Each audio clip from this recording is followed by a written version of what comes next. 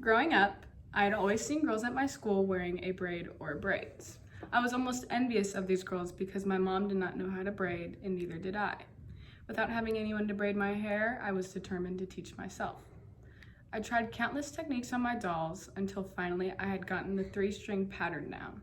Now, years later, I have taught myself countless other braiding techniques because of the 3-stranded braid I had learned. Do you not know how to braid? Do you want to teach others how to braid? Does braiding seem too hard for you to do? Is braiding something you would like to pass down onto a younger sibling or even a parent? As of today, I am now braiding some of the girls' hair on my volleyball team. Braiding is not only something that you could do for someone, but it is also a bonding experience. Trusting someone with the real-life piece of you builds relationships in a way that you couldn't begin imagining. In 4 steps, I will show you how to properly do a 3-stranded braid, and hopefully this is only the beginning of your braiding journey. Like many projects, let's start by gathering materials. The first step is to gather materials. There aren't many materials needed for braiding, which is one of the best parts about it. The first item you will need is a hairbrush, and the second and most important material you will need is 3 sections of hair. The third item you will need is a hair tie. Some optional supplies are hair clips to keep the sections from falling onto one another and a pick comb for straight sections. Now that all the materials are gathered, we can begin sectioning the hair. The second step is to section the hair into 3 parts. The 3 strands are basically a guide to braiding hair because you can tell which part to pull over based on the placement of the hair.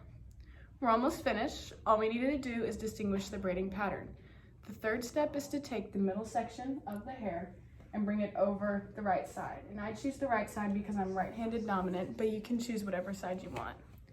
By repeating taking the middle, I know this was originally the right side, but since you had brought the middle over it, it is now in the middle and now the middle strand. You can begin by repeating this by alternating sides, by bringing the middle piece over the left or right side, depending on which side you just did.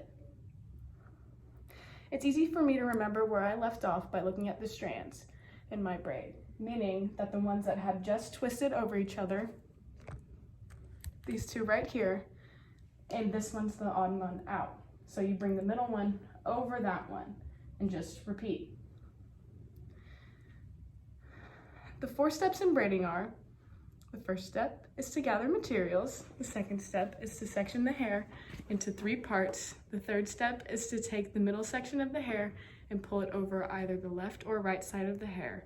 And the 4th step is to take the right side of the hair we just brought over the under the middle strand, over the left strand, and to repeat alternating sides. And once you're done and have your braid, you can tie it off with a hair tie.